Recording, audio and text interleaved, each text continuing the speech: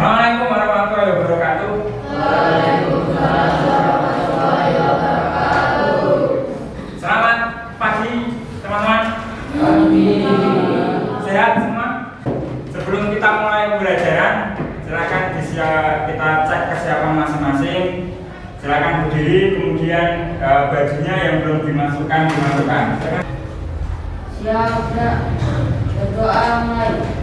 Bismillahirrahmanirrahim. Ya, kita lanjutkan dengan absen dulu ya. Kelas 7C.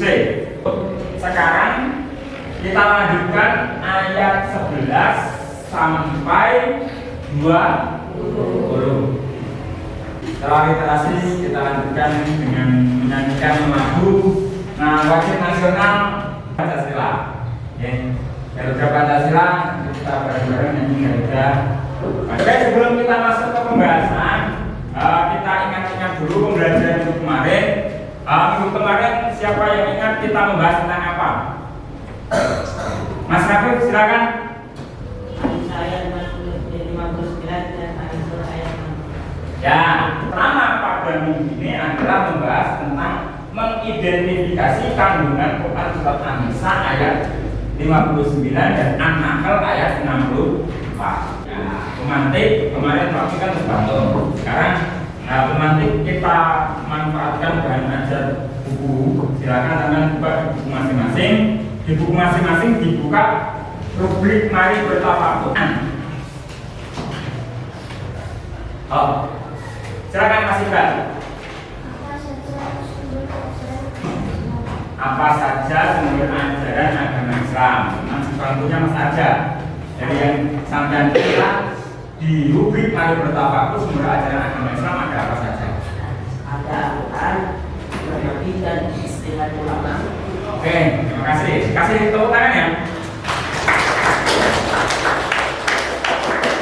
Satu lagi untuk sekedar kita mengingat kembali tentang bacaan Quran surat An-Nisa ayat 59, kita baca bersama-sama sekali lagi. Untuk lebih jelas dalam memahami kandungan Quran surat An-Nisa ayat 59 dan An-Nahl ayat 64. Nah, ini Pak Tuh sudah menyediakan e-airport. E-airport ini bisa sampean scan, kemudian nanti sampean akan diarahkan menuju ke Quran versi Kemenak. Kita masuk ke kegiatan inti dari pelajaran. Kita nanti kalian semua simak video ini. Ini video pertama. Nanti kalau ada 3 video, silakan sampai simak dan nanti beri tanggapan, beri masukan terkait video ini. Oke.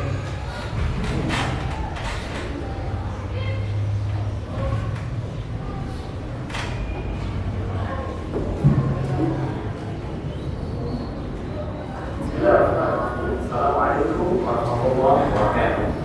Alhamdulillah, salatu wassalamu ala Rasulillah wa ala alihi wa sahbihi wa man. Biasa, syukur.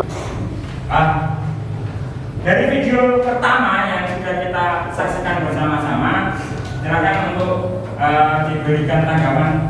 Siapa yang ingin memberikan tanggapan? Masalah silakan. Ya, yang pertama tadi diterangkan bahwa Al-Quran diturunkan sebagai petunjuk bagi kehidupan manusia. Yang kedua, ada lagi nggak tanggapannya? Ya, Malik, silakan.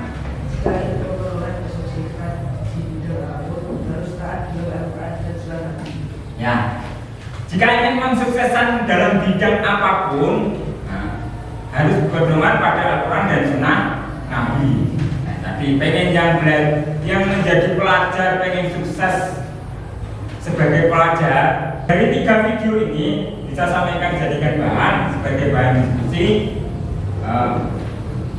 Untuk pembagian kelompok selanjutnya masih sama dengan minggu kemarin. Pembagian kelompoknya kita akan dibagi menjadi 6 kelompok. Setiap kelompok dipandu oleh tutor seperti kemarin. Kelompok 1 Munadif, Ahmad Munadif. Kelompok 2 Maulana Malik, kelompok 3 Arja, kelompok 4 Tobroni, kelompok 5 Valensi, kelompok 6 Rafi.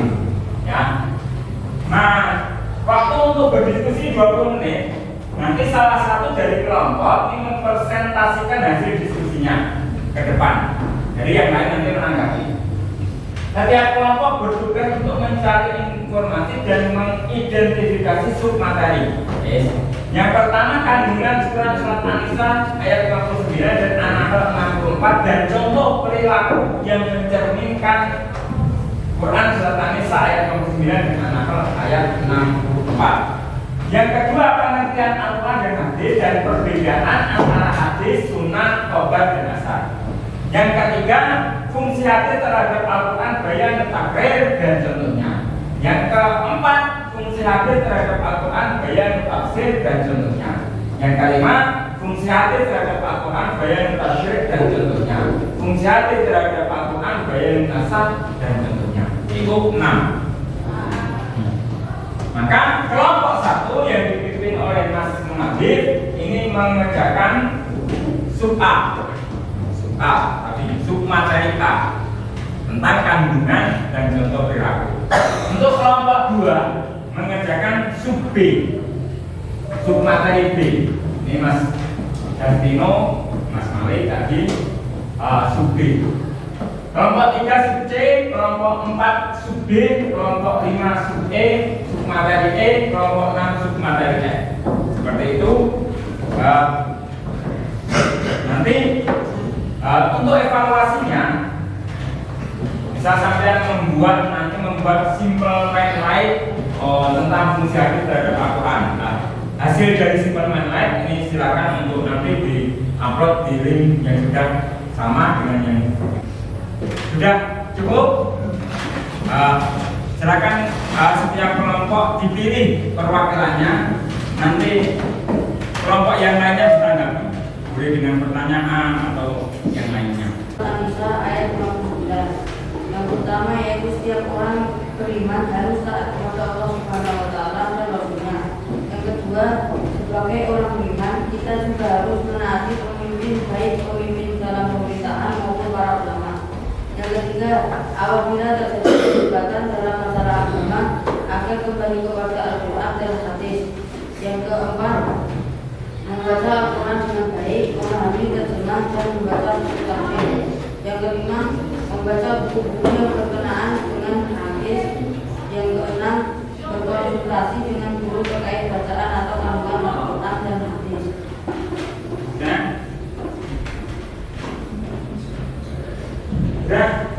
Kita kasih tepuk tangan dulu.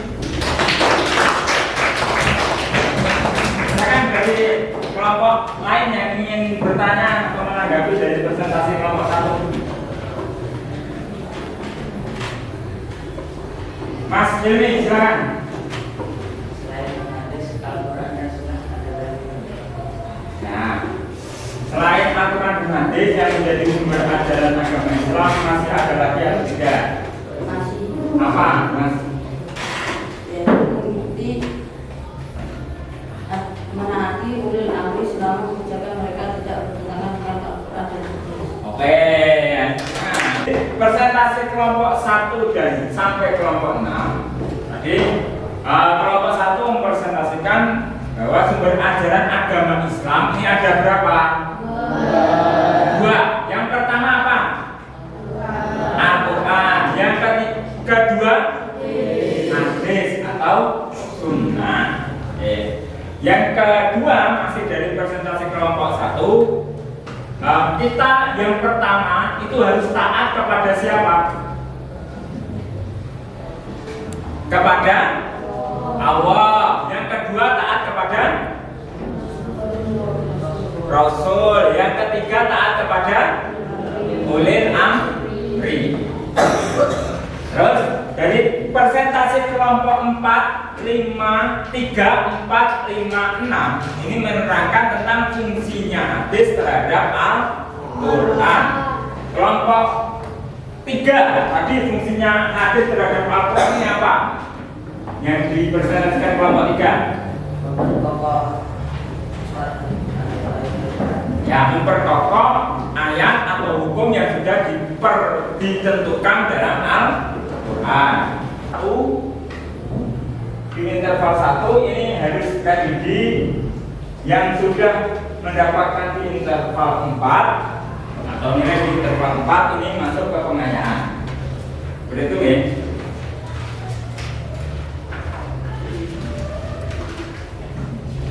Ini sudah jelas.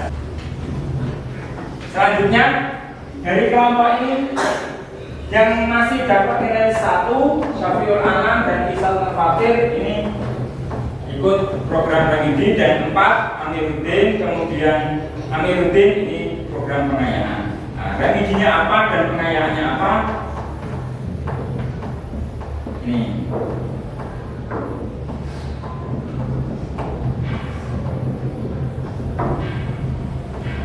Untuk pengayaannya, jadi yang dapat nilai di interval 4 ini pengayaannya mencari hukum bacaan lain selain alif lam samsiah dan alif lam qamariyah dari Quran surat An-Nisa ayat 59 dan An-Nahl ayat 64. Itu pengayaan. Sedangkan yang dapat nilai sekitar interval 1 tadi diulangi lagi membaca Quran surat An-Nisa ayat 59 dan An-Nahl ayat 64 kepada tutor sebayanya masing-masing.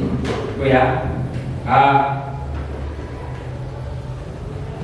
Mungkin seperti itu sudah bisa dipahami tugas RKPD-nya, kemudian pengayaannya dan remedianya sudah bisa dipahami. Sudah ya? Ya. Nih, sebelum kita tutup, kita ada sedikit video lagi dari Pak Lutfi tentang pemahaman makna. Si video ini singkat tentang sudah berapakah surat yang kita hafal dan sudah berapa hadiskah yang kita hafal. Kita simak videonya. رجال وثقات وقد صححه غير واحد مشتبه النساء وجوده محمد. Dari video yang sudah kita saksikan itu menerangkan tentang Diat Al-Maliki, seorang anak kecil yang tunanetra yang sudah hafal 30 juz Al-Quran, kemudian hafal banyak hadis, tidak hanya hafal hadisnya saja, tapi hafal dengan rawi dan riwayatnya. Nah, itu seorang tunanetra. Sedangkan kita yang lengkap bisa melihat sudah berapa, hafal berapa surat, hafal berapa juz, dan juga sudah hafal berapa hadis. Nah, semoga dengan tayangan tadi bisa memberikan sedikit kita motivasi untuk kembali lagi menghafalkan Al-Quran, menghafalkan hadis, karena sesuai dengan kandungan Quran surat An-Nisa ayat 59 dan An-Nahl ayat 64 bahwa dalam kehidupan sehari-hari kita harus berpedoman kepada Al-Quran dan hadis. Oke, ini penilaian kemarin, tugas kemarin sudah Pak Lutfi sampaikan. Kira-kira untuk pertemuan selanjutnya kita akan membuat tadi simple matchline tentang fungsi-fungsi hadis terhadap Al-Quran.